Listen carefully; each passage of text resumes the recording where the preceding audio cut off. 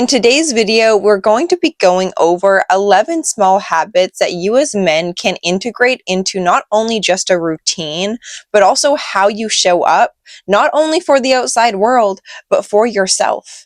I really do believe true power comes from within, and you can have all the materialistic things that could give you that immediate respect, but that's not lasting respect. People that are actually respected in today's society don't just have success. They have integrity and they have values and virtues that they live by that allows them to be seen as who they are authentically.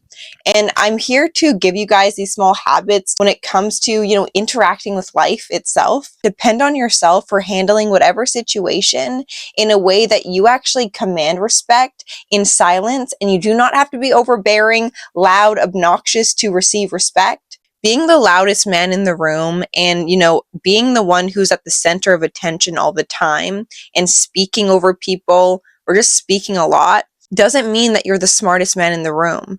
Doesn't mean that you're the most successful man in the room. A man who knows how to articulate his thoughts as simple as possible, if he can articulate in a short, brief sentence and get his point across efficiently, effectively, and without needing to overshare or over dramatize things. He knows how to slow down, articulate, and command the room by his very energy he's putting into the room.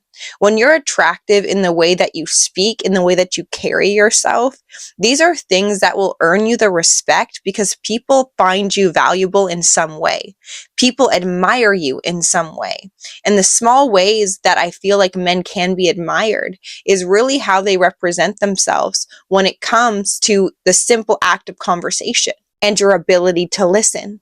I think the most mysterious and elegant men know how to demand the room in silence. Through actually caring and listening to an individual speak and giving a subtle, simple response back that is articulate and holds such power.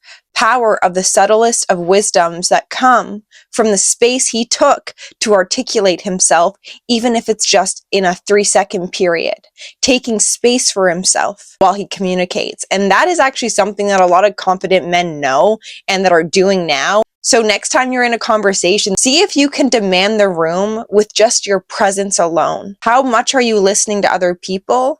Do you feel like you're oversharing and over talking out of anxiety? And how can you slow down in order to speed up the respect you deserve? Secondly is authenticity. Now, you guys, I've said this a lot on my channel, but I'm speaking the truth here. We as human beings are craving authenticity more than ever. I feel like we're deprived from all the fake, bullshit that people like to put on these masks and make life seem so perfect because that's what they showcase on Instagram and they have to keep up with this persona. Are able to confront life, their challenges, even moments of distress or discomfort in a way that embraces their humanity. We are all human beings. We are not perfect.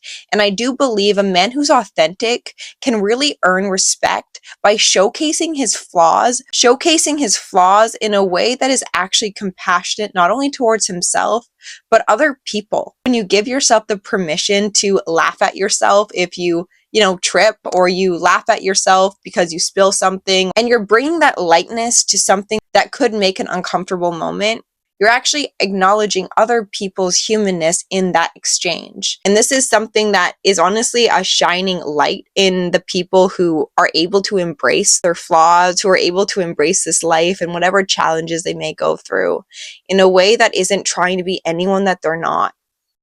Not pretending like you have it all figured out if you don't. Not needing to boast about all your accomplishments just to make yourself feel better around other people. How comfortable are you with you? And this really shows when you're around other people, in your ability to remain centered in your very own frame of self. Number 3 is a man who is not fearful over confrontation, but actually allows confrontation to build trust within himself, as well as take it on as a learning experience. Conflict has so much underlying knowledge about not only ourselves, but other people. And when we're enraged or we're angry and we're taking out our very own frustrations on another person, it makes us look and feel much more weak than if we just took a moment of space and pause and became curious over a situation. A man who understands that curiosity is something that can really bring ease to any situation, as well as knows that that assertive nature within masculinity is something that is needed as well. And not to think that your anger is necessarily bad, but how are you using it? And how can you stay true to your very own boundaries and the way that you would like to be spoken to? How are you showing that to other people? And having that in the back of your mind when you're going through conflict can really keep you en route to your very own self-respect, as well as how that other person is going to respect you. Before I end today's video, if you guys are wanting any one-on-one coaching with me, my email is down below and I would love to hear from you. If you guys like today's video, give it a like, hit the subscribe button, and I will see you in my next one. Bye.